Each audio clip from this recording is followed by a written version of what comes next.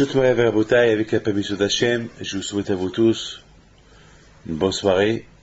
J'espère que vous avez passé des bonnes fêtes de Rosh Hashanah et Kippour. Alors, j'aime beaucoup faire un bilan. Après ces deux fêtes-là, je vais faire un bilan des deux fêtes de Rosh Hashanah et Kippour. Et ensuite, on va essayer de comprendre un peu la suite de la fête. C'est Sukkot.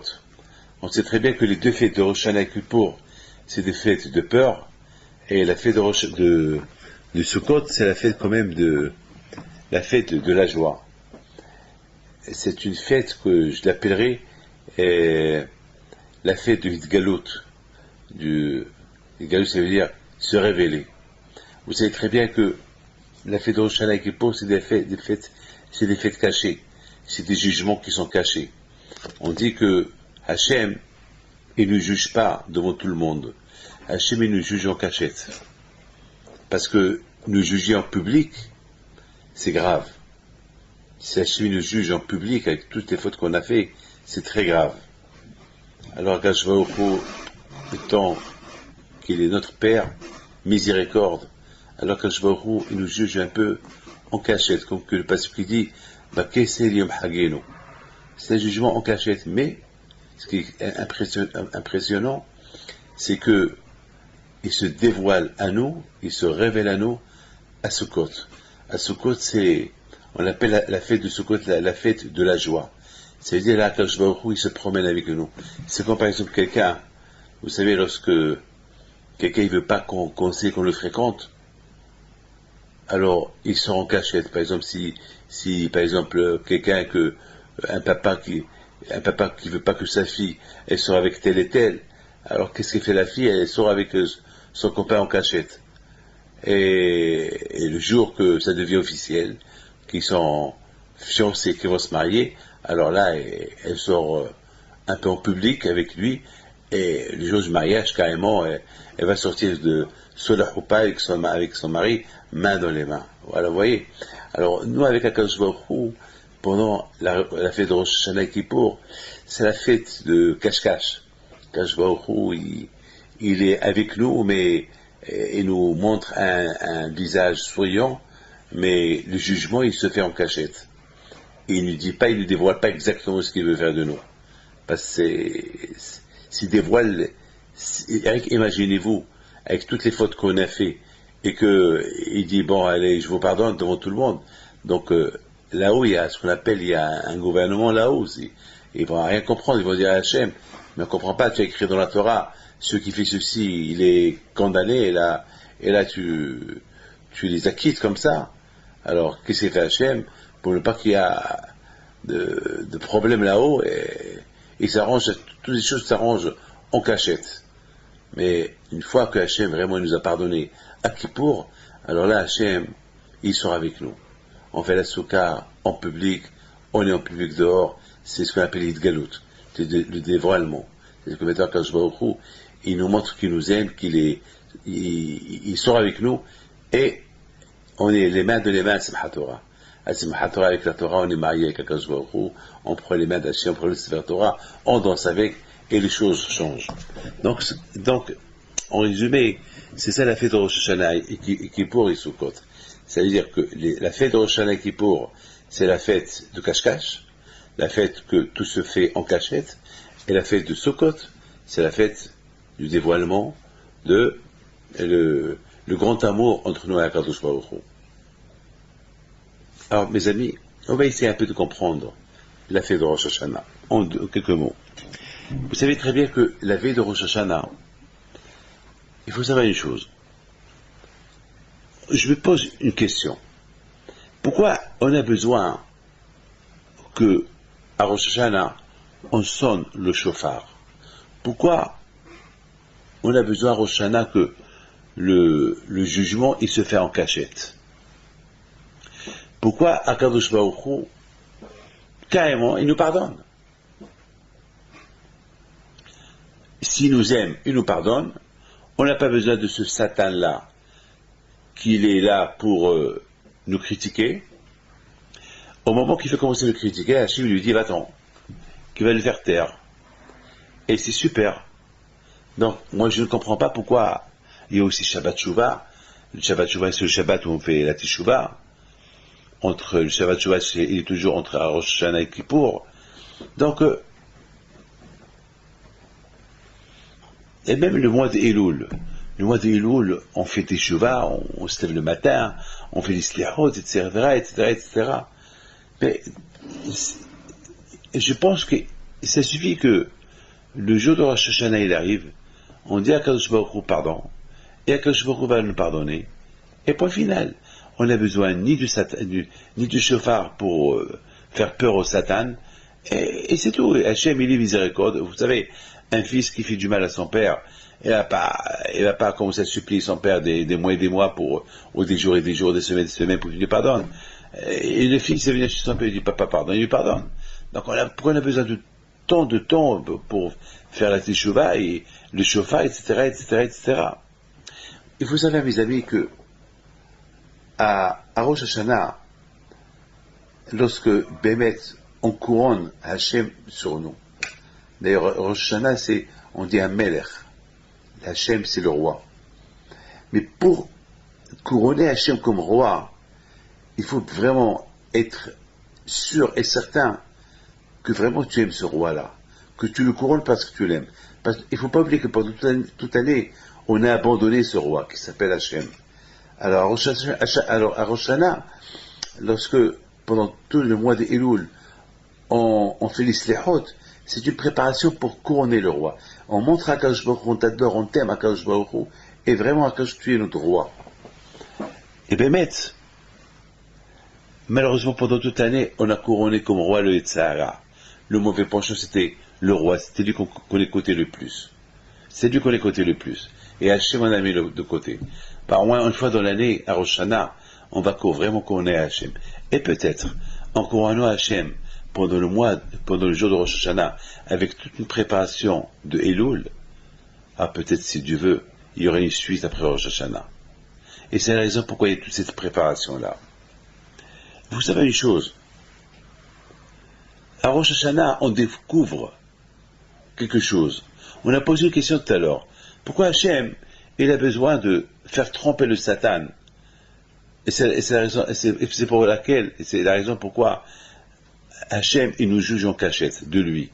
Parce que si Hachem, il nous juge devant le Satan, alors le Satan va dire à Hachem, tu ne veux pas les juger bien comme ça, regardez, avec tout ce qu'ils t'ont fait. Donc, la question qu'on a posée, mais pourquoi Hachem, il peut bien nous juger devant le Satan, et qu'il fait faire taire le Satan? Alors pourquoi Hachem, il nous juge en cachette, et en mettant le Satan dehors? Vous savez pourquoi? Parce qu'Hachem, il veut nous montrer le traître, le Satan, ce Yetzirah, ce mauvais penchant, combien il est traître. Ce Satan qu'on a couronné toute l'année, ce Satan avec lequel on était copains toute l'année. Et on a cru qu'il était quelqu'un qui était de notre côté, qui nous aime.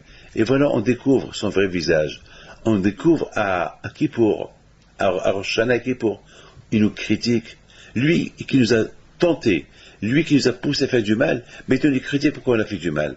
Et c'est la raison pourquoi Kadosh Baruch Hu, il nous montre le Satan, comment il nous critique.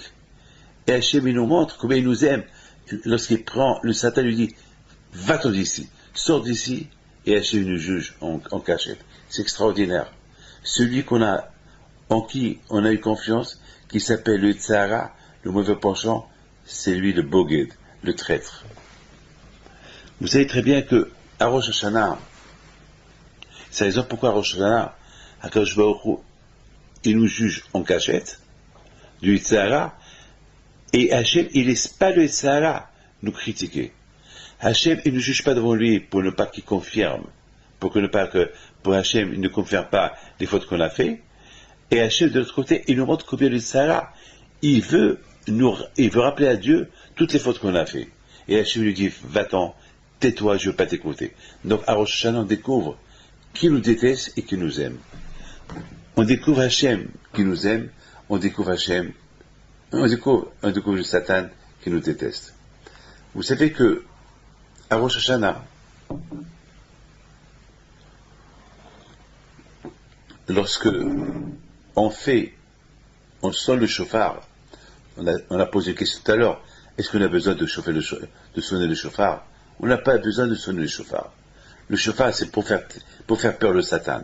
Si Hachem, il veut, Hachem, de la même façon qu'il le jette de devant lui et qu'il ne laisse pas parler de nous critiquer, Hachem, il n'a pas besoin qu'on sonne le chauffard pour qu'on fait peur le Satan. Parce qu'on sonne le chauffard. Le Satan, il a peur. Il a peur de cette sonnerie-là. Il a peur. Pourquoi? Parce que tantôt, on sonne le chauffard lorsqu'on est assis. Tantôt, qui montre qu'on n'a pas peur, on est décontracté. Et tantôt, on sonne le chauffard lorsqu'on est debout, pensif, comme si on montre qu'on a peur. Donc le Satan ne comprend pas. Est-ce qu'on a peur ou on n'a pas peur? Alors, il est un peu traumatisé, il s'en va. Mais Hachem, donc c'est à cause de ça, on sent le chauffard. Si Hachem il veut, qu'il n'a qu'à le jeter de devant lui, on n'a pas besoin du chauffard. Mais il explique le Maguide de Doubana, en résumé, que sonner le chauffard, c'est se rendre. C'est comme s'il y a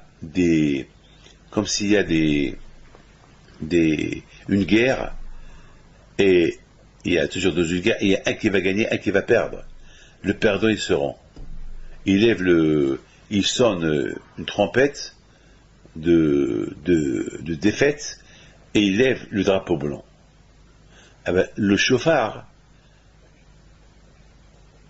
qui nous rappelle notre défaite. Il nous rappelle qu'on s'est rendu compte du mal qu'on a fait à Dieu. Et c'est pour ça qu'on sent le chauffard. Alors maintenant je comprends, d'après moi, je pense que le fait qu'on se rend, le fait qu'on sonne le chauffard, qui veut dire qu'on se rend, et on a fait Teshuvah, alors là le Satan il n'a plus rien à faire. Il quitte, il sort.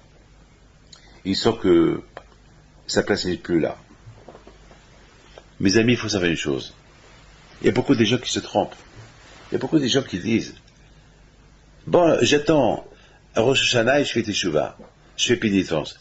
Bon, j'attends Kippour, c'est le jour du grand pardon, et je vais faire pénitence, le bon Dieu, c'est pas fait que je m'angoisse pendant 40 jours. Du premier mois de Elul, du premier jour de Elul jusqu'à Kippour, il y a 40 jours. Je vais pas m'angoisser pendant 40 jours. Là, à Kippour, je fais une grande Teshuvah et c'est tout. La réponse, moi je dirais à ces gens-là, que pour aller de Paris à New York, ça prend 7 heures. 7 heures. Pourquoi 7 heures? Pourquoi pas 1 heure? Pourquoi pas 1 heure de vol? Bon, aujourd'hui, dans quelques temps, on va découvrir des avions supersoniques. Que ça va prendre 1 heure, comme à l'époque, Concorde, il faisait 2h30. On peut avoir un jour des avions qui vont faire 1 heure de Paris à New York. Bon, je n'ai pas encore venu. On prend le thème de la logique. Par exemple, quelqu'un, qui marche de chez lui à la synagogue, et que ça lui prend, en marchant normalement, 1/2 heure, on ne peut pas lui dire pourquoi ça t'a pas pris 1 seconde, ou 1 minute. C'est ça. Le temps qu'il prend, c'est 1/2 heure. C'est Hachem, il nous a donné 40 jours de préparation pour Kippour. C'est pas nous qu'on va venir dire pourquoi on a besoin des 40 jours.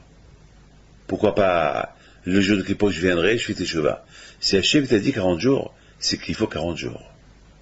S'il faut 40 jours. Maintenant, il y a beaucoup de Rechaim que eux, exceptionnellement, un jour ils peuvent se réveiller, ils vont faire pénitence, et en 1 seconde, ils vont devenir comme un bébé qui vient de naître, et le bon Dieu, il leur pardonne tout. Ouais. C'est ce qu'on appelle des exceptions. Il y a ce qu'on appelle des exceptions, comme la Gemara raconte. Il y a eu un monsieur qui s'appelle Balazar Ben Dordaya. Il n'a pas laissé il n'a pas laissé de faute qu'il n'a pas fait. Il allait avec des goyoks, des femmes, il violait les femmes, il faisait plein de bêtises. Et un jour, il s'est rendu compte de toutes les fautes qu'il a fait. Et pendant qu'il allait avoir pendant qu'il voulait faire une faute avec une femme, il a commencé à réfléchir que c'est pas bien ce qu'il est en train de faire. Eh ben, il a fait teshuva et le bon Dieu a accepté sa teshuva. Donc vous voyez, c'est ce que la Gemara dit. Il y a des gens qu'en une seconde, ils vont devenir, même s'ils sont les plus grands Réchaïm du monde, en une seconde, ils vont faire teshuva, le bon Dieu va les considérer comme les grands tzadikim. Et il y a des grands tzadikim, en une seconde, une faute qu'ils vont faire, le bon Dieu, il va les considérer comme des grands Réchaïm. Ça dépend des circonstances. Mais on n'a pas le droit de dire, eh ben, je vais fauter, et je vais faire teshuva. Dans les minutes. Celui qui dit, je vais fauter, je vais faire teshuva, le bon Dieu l'accepte pas, c'est teshuva. Ici, on parle des circonstances. Quelqu'un qui était rachat toute sa vie, et un jour, il se rend compte des bêtises qu'il fait, il fait teshuva, le bon Dieu, il le rend clean. Donc, si la Torah, il nous a donné 40 jours de pénitence, jusqu'à Kippour, c'est pas nous qu'on va venir, on va diminuer 39 jours. Non, il faut vraiment les 40 jours de pénitence. Bon, bien sûr, si on ne sait pas, on ne sait pas. Si on ne sait pas, bon, on n'est pas jugé pour ça. Mais si on sait, il faut le faire. Mes amis, c'est important pour Hachem de nous dire, je vais vous juger. Il veut nous faire peur. Parce que, il ne faut pas qu'on soit comme des gens gâtés. On fait plein de bêtises, et la dernière minute on vient, et le bon Dieu nous pardonne. Non. C'est important que le bon Dieu nous montre qu'il est en colère contre nous, et qu'il veut nous juger. Et qu'il faut qu'on fasse des efforts pour s'approcher vers lui. Il faut faire des prières. Et là, il y a Kippour. Là, il y a le pardon. Il faut qu'on montre à Dieu qu'on veut faire teshuva. Et on fait teshuva. Et on veut approcher d'Hachem. Et on veut le couronner. Parce que toute l'année, on a couronné le Yitzhara. Alors maintenant, le jour de Kippour, le jour de Rosh Hashanah, on découvre celui qu'on a couronné toute l'année, combien il est méchant, qui veut nous enfoncer et qui veut nous critiquer. Et c'est Hachem qui le jette devant lui et qui lui dit, va-t'en. Donc c'est important pour Hachem de nous voir s'approcher vers lui. Prier à Hachem. C'est ça le but de Rosh Hashanah. Le but de Rosh Hashanah, c'est de découvrir le grand traître. Haboged Agadol. Le grand traître qui s'appelle le Yitzhara. Celui qu'on a couronné toute l'année, celui à qui on a suivi, celui à qui on a écouté conseil, celui qui nous a empêché de faire la prière, pour ne pas aller au mikvé, pour ne pas respecter Shabbat, pour ne pas critiquer, pas de la shonara. On l'a écouté du matin au soir. Et on a cru qu'il était notre copain. On a cru qu'il voulait notre bien. Et voilà maintenant, on découvre à Rosh Hashanah qui veut nous enfoncer, qui nous accuse pour toutes les fautes qu'on a fait. Et grâce à Dieu, Hachem nous pardonne. Et c'est la raison pourquoi, à Rosh Hashanah, Hachem, il veut qu'on s'approche vers lui. Il veut qu'on fasse teshuva. Il veut pas le pardonner comme son tchik-tchak. Il veut qu'on fasse le chauffard. Il veut qu'on sache qu'il se rappelle toutes les fautes qu'on a fait. Hachem, il veut qu'on le couronne. Hachem, il veut qu'on s'approche de lui. Et pour arriver à tout cela, il y a une préparation de tout le mois de Elul. Avec les slihot, avec le chauffard, avec des prières. Et surtout, lorsqu'on lui montre qu'on se rend. On se rend. On se rend. Comme qui dit le Maguid Midoubna. Avec le chauffard, lorsqu'on sent le chauffard, on montre à Dieu, je me rends. Voilà le but. Et bien sûr, sans oublier la fête, cette belle fête-là, de Rosh Hashanah, qui est aussi une fête de joie. Hachem, il veut qu'on se réjouisse à Rosh Hashanah. Se réjouir pourquoi? Le jour du jugement, est-ce qu'on peut se réjouir le jour du jugement? Non. Mais on se réjouit parce que, grâce à Dieu, Hachem, combien il nous aime, on se réjouit, on sait qu'on est jugé ce jour-là-bas. Mais de l'autre côté, on ne peut pas cacher notre émotion, notre joie à Dieu, lorsqu'on voit qu'avec tout le mal qu'on lui a fait, toutes les fautes qu'on lui a fait, on a fait contre lui, et malgré tout, Hachem, il ne veut pas écouter ce Satan-là, ce Tzara qui vient nous critiquer. Celui qu'on a couronné toute l'année, qui s'appelle Tzara, il vient le jour de Rosh Hashanah avec toutes les fautes qu'on a fait. Il dit, voilà ce qu'il a fait celui-là. Et nous, on est choqués. Quoi? Toi qui m'as poussé à faire toutes ces fautes-là, aujourd'hui tu viens, tu m'enfonces? Au lieu que tu me protèges, tu m'enfonces? Kashba il nous dit, tu vois? Vous voyez ce voyou-là qui est contre vous? Donc là, c'est la raison, si on veut diminuer les forces du Tzara, il faut les slihot. On se prépare un mois avant Rosh Hashanah pour pouvoir bien couronner à Kadosh Baruch Hu à Rosh Hashanah. Mes amis, je voudrais vous dire une chose. Vous savez, à Rosh Hashanah, on lit dans la paracha l'histoire de Abraham Avinu avec Yitzhak, le sacrifice de Yitzhak. D'ailleurs, chaque matin dans la prière, on lit l'histoire du sacrifice de Yitzhak. Mais à Rosh Hashanah, au lieu qu'on lit une paracha qui concerne la fête de Rosh Hashanah, on lit la paracha du sacrifice de Yitzhak. Quelle est la raison? Pourquoi?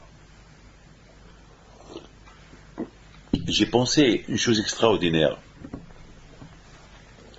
Quelle est la raison qu'Akadosh Baruch Hu, à Rosh Hashanah, il se souvient l'épreuve qu'il a eu à Abraham Avinu, lorsqu'il a été prouvé le sacrifice de Yitzhak. Hachem, il a éprouvé à Abraham d'aller sacrifier Yitzhak. Et c'est une grande épreuve. Pourquoi on lit cette histoire-là à Rosh Hashanah? Vous savez, mes amis, à Rosh Hashanah, on fait teshuva. À Rosh Hashanah, on réfléchit. Tous les problèmes qu'on a eus pendant toute l'année, toutes les épreuves qu'on a eues pendant toute l'année, les épreuves de chaque jour. Et pourquoi des fois on n'a pas surmonté les épreuves? Et pourquoi des fois on conteste les épreuves? Et on dit à Hachem, mais pourquoi tu m'as fait cette épreuve? Et pourquoi tu m'as donné cette épreuve? Et qu'est-ce que je t'ai fait? Et moi qui ai fait? Et pourquoi? Et c'est la raison pourquoi chaque jour, on lit l'épreuve d'Abraham Avinu. Lorsque Hachem lui a dit, prends Yitzhak et sacrifie-le. Pour le rappeler chaque jour, ton épreuve d'aujourd'hui, elle n'est rien par rapport à l'épreuve qu'il a eu Abraham Avinu lorsqu'on lui a dit d'aller sacrifier son fils. C'est rien ton épreuve.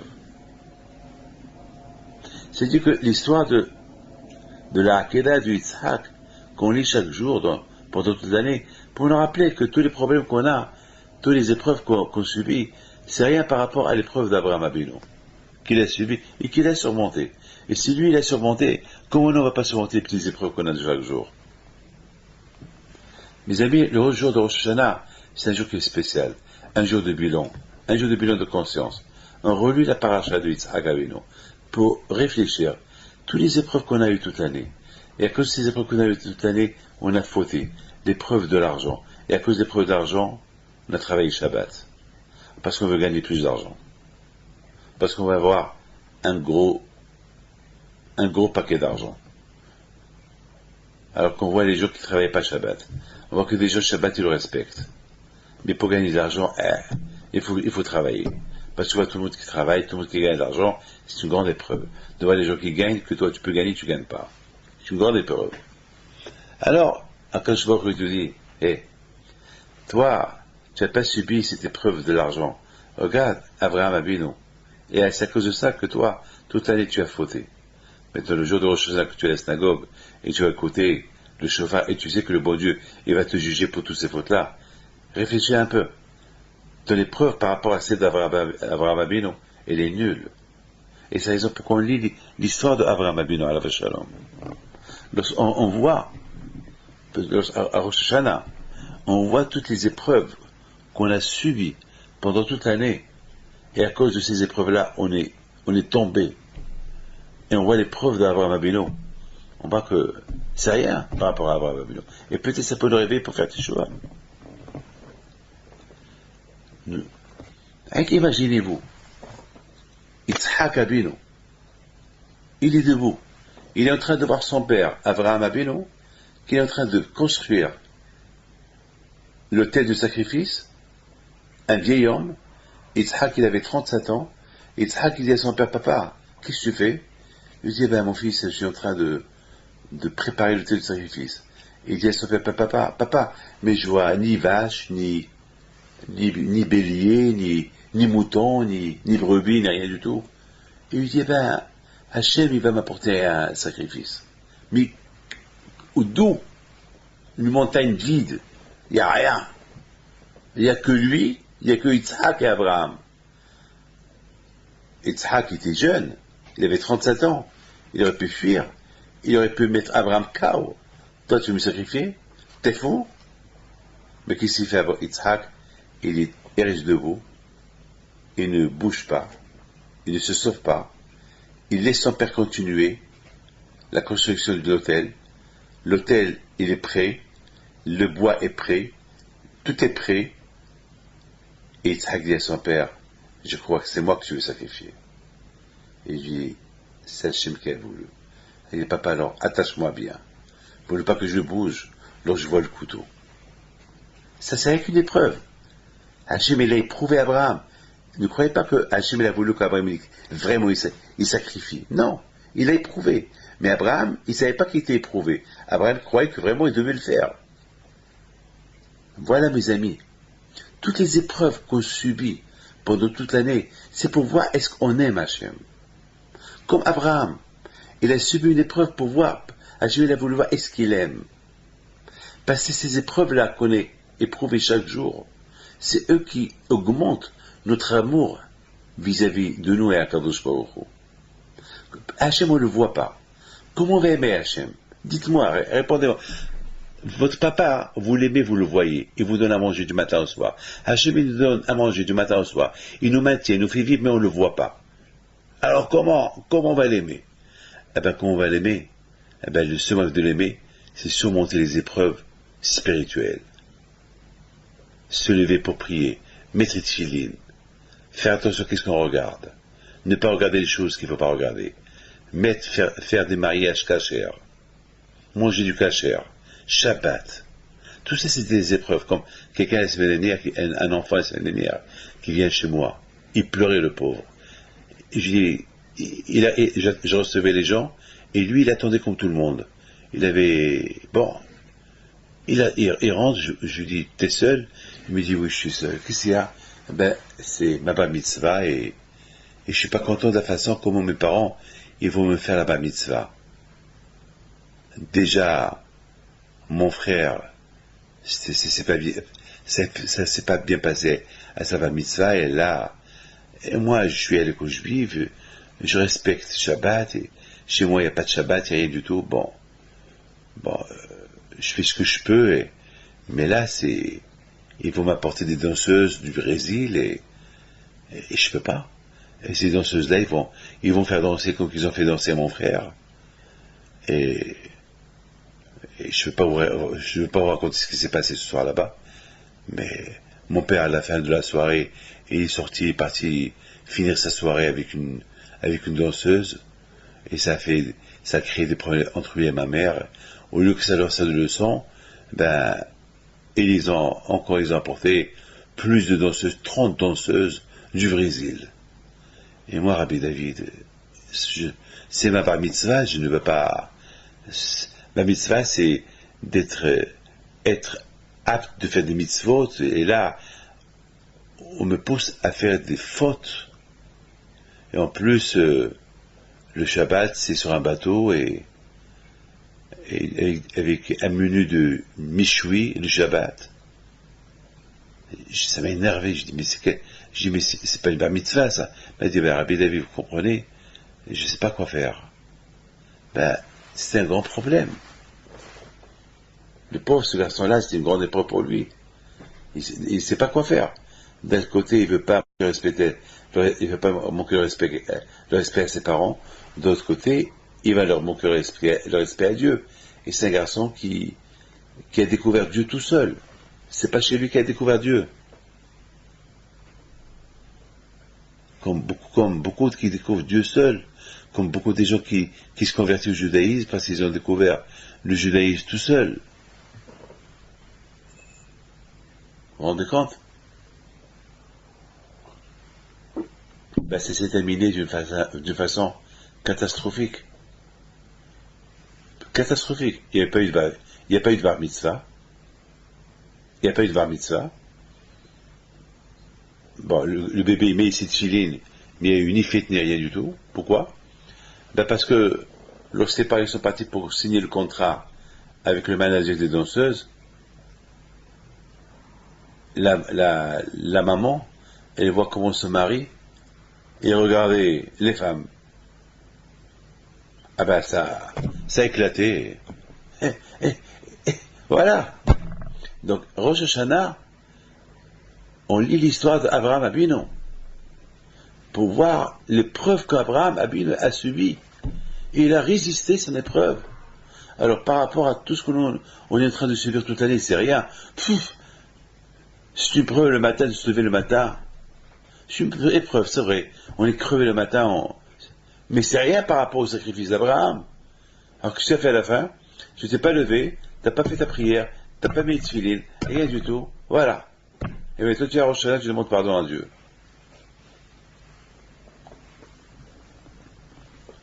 Mes amis, je vous pose une question. Kippour, c'est le jour de la signature. Kippour, c'est le jour de la Hatima. Est-ce qu'on a peur? Est-ce qu'on avait peur le jour du jugement à Rosh Hashanah? C'est bizarre, hein? Est-ce qu'on a peur? À Rosh Hashanah, on mange plein de choses à Rosh Hashanah qui nous rappellent le jugement, qui nous rappellent des prières, qu'on soit la tête, pas la queue. On mange la tête du mouton pour se rappeler les cendres d'Abraham Avinu. On mange les blettes, les grenades, tout ce qui est doux pour avoir une année douce. Très bien. Mais on a peur du jugement. Non, on est froid, on est glacé. Glacé. On sent rien. J'ai vu quelqu'un à Rosh Hashanah qui parlait de la médisance à un autre. Je lui dis, mais t'as pas peur de parler de la médisance? Il dit, non, mais ça y est, j'ai rien dit. Je dis, comment tu as rien dit? Tu es en train de casser ton copain. Tu es en train de le détruire. Et tu dis, tu fais rien. T'as pas peur d'aujourd'hui? Si on m'a dit, tu sais que le bon Dieu jamais ne va te pardonner, c'est même grave pour toi ce que tu es en train de faire. Il rigole. Pour lui, il n'a rien fait. C'est rien du tout. Mais qu'est-ce qui se passe? Pourquoi on est froid? C'est vrai, on jeûne. À Kippour, ça devait comme une coutume. On jeûne. Comme quelqu'un m'a dit, ben, j'ai perdu quelques kilos. Ça veut dire, il jeûne à Kippour pour perdre quelques kilos. Alors, ce cours de Torah, je le fais à la mémoire de Sami Swade, le pauvre. Celui qui a été assassiné cette semaine. Que Dieu repose son âme en paix. J'ai été choqué d'apprendre ce qui s'est passé. Que Dieu repose son âme en paix.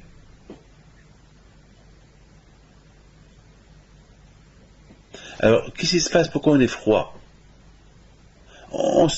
Regardez, quelqu'un qui reçoit une convocation du juge pour faute grave, il tremble. Peut-être que le juge va donner 20 ans de prison. Nous, avec toutes les fautes qu'on a fait, on peut même être condamné à mort. On n'a pas peur. Et on sait qu'on va être jugé. Et on n'a pas peur. C'est bizarre. Même quand on entend le chauffard, pendant quelques secondes on a peur, et hop, après on oublie tout. Il nous manque la crainte de Dieu. La tête elle est pleine, avec des choses qu'on n'a pas le droit de voir. Le cœur il est plein avec des envies, des fausses envies, des mauvaises envies. Il n'y a aucun endroit dans le cœur vide pour la crainte de Dieu.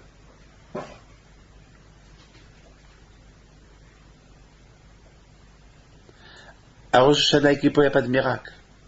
Il y a le libre arbitre. À toi de choisir. À toi de créer cette crainte. À toi de créer cette peur. C'est de la folie, c'est de la folie, c'est de la folie, c'est de la folie.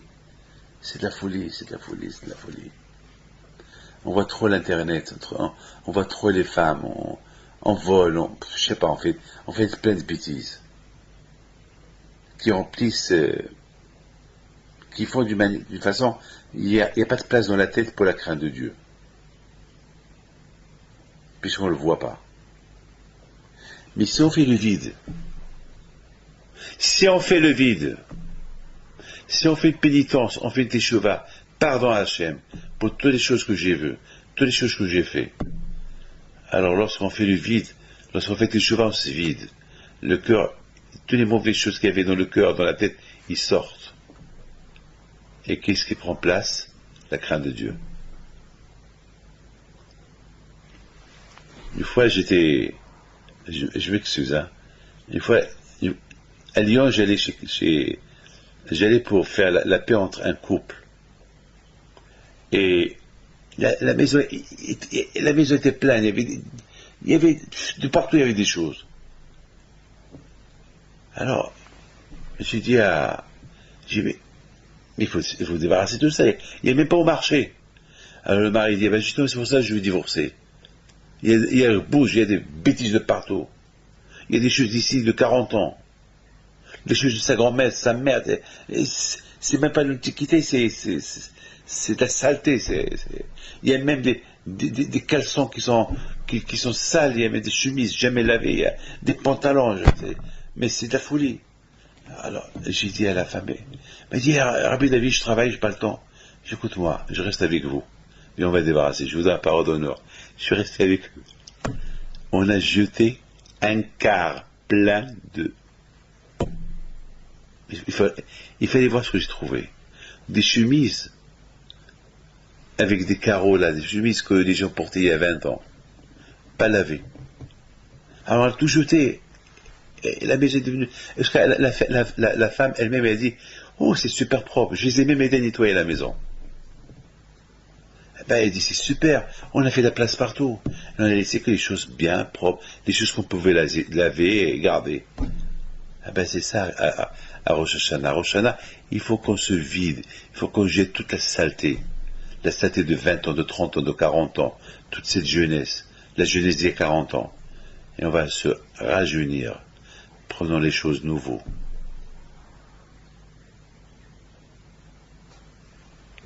Bush, il a énervé l'Europe lorsqu'il a dit le vieux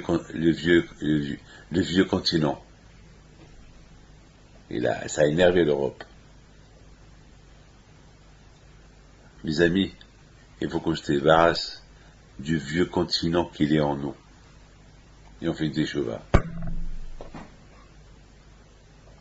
Il faut qu'on apporte du nouveau, la Torah. On la place dans le cœur, dans le cerveau. C'est ça Rosh Hashanah Kippour. Mes amis,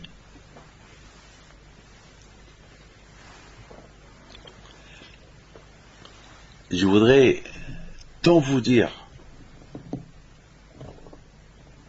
mais juste je peux vous dire, toute la préparation qu'on se prépare à Rosh Hashanah, le mois d'Elul, à Rosh Hashanah et entre Rosh Hashanah et Kippour, pour vraiment arriver à Kippour, pourquoi Hachem nous dit, vous êtes propre, c'est bon, je vous pardonne.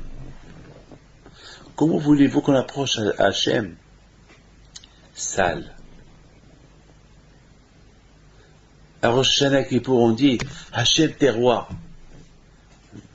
Mais Hachem, il nous répond, je suis roi, et hier, je n'étais pas roi, et pour toute l'année, je n'étais pas le roi, c'est bientôt que je suis le roi. Ça choque, hein? Ça choque qu'en courant Dieu à Kippour et à Rosh Hashanah, et Hachem nous dit, que je vais vous couronner, et après vous donner un coup de pied. Beïta. C'est la raison pourquoi, si Dieu veut, si on arrive à couronner Hachem, à Rosh Hashanah Kippour, on doit maintenir ce couronnement. Et lorsqu'on maintient ce couronnement après Kippour, on va voir Hachem qui va se dévoiler à Sukkot. C'est pour ça qu'on dit, c'est la fête des noms, le dévoilement des noms d'Hachem. On sort dehors, on sort avec Hachem en public. En public. La Soukha, c'est les Gematria, Yudke Vavke Adnout. C'est l'équivalent des deux noms de Dieu, le mot Soukha. Et la Soukha, elle est dehors, en plein rue. La démonstration qu'on est en plein paix avec Dieu. Je termine avec, une petite histoire. Petite histoire. Vous savez, j'étais à Baal Shem Tov. J'ai passé la fête Shabbat là-bas, il y a 2 semaines. Une semaine avant l'Aïloula de Rabbi Haïm Pinto. Et j'ai demandé au responsable là-bas de bien me nettoyer une chambre où j'allais dormir. Soi-disant, cette chambre-là, on l'appelle la suite royale. C'est la meilleure chambre. Mais je sais, moi, je connais, moi, cette meilleure chambre. Toujours, il y avait là-bas des araignées. Moi, je suis allergique aux cafards et aux araignées. S'il y a des araignées et des cafards dans la chambre, ou moi ou eux. Les deux, même que je suis vieux, l'araignée, il me fait peur. Enfin, je sais pas. Écoutez très bien. J'arrive 2 heures avant le Shabbat. Je redemande au responsable, est-ce que vous l'avez lavé? Mais il dit, elle est super. Et c'est vrai, la chambre, j'ai vu qu'elle était super. Et je dis, vous avez vérifié sous les lits, tout ça? Bah oui, bien sûr, bien sûr, bien sûr. Alors moi, ce que j'ai fait, j'ai pris une bombe. Le bombe anti-cafard, anti-désinfectant. Et j'ai commencé à bomber sous le lit. Et je voyais de tous les côtés les araignées qui sortent. Même de la clim, il y avait une araignée, une grosse araignée qui sort. J'ai commencé à crier, mais c'est quoi ça? Ben, Rabbi David, on a nettoyé. J'ai dit, vous avez nettoyé? Vous avez nettoyé la surface. Vous n'avez pas nettoyé sous les lits. Et dans les trous. Regarde ce trou là, voilà, une araignée qui sort. Donc il a fallu on a tout fait sortir dehors. On a désinfecté la chambre. Et on a désinfecté les lits. Et même la nuit, j'étais pas tranquille. J'attendais Shabbat qui sort, qui t'aimait pour que je rentre chez moi. Pour que j'entre dans le bus. Mais ça m'a choqué, cette histoire-là, que je vous raconte. Parce que je me suis dit, David, tu vois, beaucoup de fois on peut croire qu'on a fait une grande teshuva. On croit qu'on est propre, on est vide de toutes les fautes qu'on a fait. Et lorsqu'on commence à faire teshuva, une vraie teshuva, à Rosh Hashanah et à Kippour, on dévoile les bêtises qu'on a fait, les araignées qui commencent à sortir, des cachettes. Alors que nous on a cru qu'on a fait une bonne teshuva, alors que nous on a cru qu'on est nickel, alors que nous on a cru qu'on est super. Et on découvre qu'on n'est pas super. Et on découvre on a fait plein de fautes. On découvre qu'on est rien du tout. Rien du tout. C'est la folie. Donc qu'est-ce qu'on doit faire? On doit faire encore une autre teshuva. On bombe. On élimine tout ce mal-là qu'on a fait. On se renettoie encore. On refait encore le vide. On se revide. Afin que si Dieu a Akadosh Baruch Hu, il accepte notre teshuva. Mes amis, je vous souhaite à vous tous, si Dieu veut, une bonne fête de Sukkot. Parce que la fête de Sukkot, c'est la fête de la joie. Pendant 1 mois, pendant 40 jours, Elul jusqu'à Kippour, c'est le mois des Slichot, de la détresse. Et la grâce à Dieu, c'est le mois de la joie. Là, on n'a plus honte de soi-même. Là, on est super heureux. Là, Hachem se promène avec nous. Et après, c'est Simchat Torah. Et après, c'est l'année qu'on va affronter. Je vous bénis à vous tous. Mais je vous raconte une histoire qu'un juif nous a raconté à Essaouira pendant la Hilula de Rabbi Haïm Pinto. Ce monsieur, il avait un problème dans les yeux. Et les médecins lui ont dit, le seul moyen pour guérir, c'est le laser. Il vient chez Rabbi Haïm Pinto. Il prie à Rabbi Haïm Pinto. Il prie. Parce que c'est un laser qui pouvait ou l'aider, ou que Dieu préserve. Si ça échoue, le repas du laser, eh ben, il perd sa vue. Il vient, il prie chez Rabbi Haïm Pinto. Il rêve un rêve chez Rabbi Haim Pinto. Il rêve Rabbi Haim Pinto qui vient vers lui avec 2 bougies. Il lui approche des bougies dans ses yeux. Il lui dit, lève-toi, tu n'as rien du tout. Il se réveille, il raconte son rêve. Il ne sait pas si c'est vrai ou c'est pas vrai. Tout ce qu'il sait, c'est qu'il va chez le médecin le jour qu'il devait faire l'opération. Lorsque le médecin commence à le sculpter, avant de commencer les séances de laser, il lui dit, mais je vois des traces de laser dans tes yeux. Qui t'a fait l'opération? Mais j'ai vu tes yeux il y a 2 jours. Mais chez qui tu as été? Il a dit, si je vous raconte mon histoire, vous n'allez pas croire. Les séances de laser, c'est Rabbi Haim Pinto qui me les a fait. Voilà le rêve que j'ai rêvé. Le docteur qui n'était pas juif, il est resté bouche bée. Il a dit, je ne comprends pas dans les rêves, mais tout ce que je peux vous dire, je ne sais pas si je dois croire à tes rêves ou pas, mais je vois les traces de laser. Parce que lorsqu'on fait le laser, ça laisse des traces. Je vois des traces, je vois ce que j'ai pas vu. Mais c'est qui ce médecin? Il n'y arrive pas. Mais c'est qui ce médecin qui t'a fait ces... Mais cette méthode-là est extraordinaire. Mais c'est qui ce médecin? Il n'y a rien à comprendre. C'est ça, les tzadikim. Que le zéro de Rabbi Haim Pinto soit avec vous. Et je vous souhaite à vous tous une bonne semaine, une bonne fête de Sukkot. Et je voudrais vous demander une faveur. Il faut toujours faire connaître notre site à tout le monde pour qu'ils écoutent les cours de Torah et pour qu'ils fréquentent notre site. On ne demande pas d'argent, c'est gratuit. Ils peuvent prendre les cassettes, il y a plein à prendre, tout est gratuit. Mais on veut uniquement diffuser la Torah. Celui qui fait ça, celui qui nous aide à diffuser la Torah, eh ben je le bénis et que le bon Dieu le protège et qu'il réussisse dans sa vie. Merci.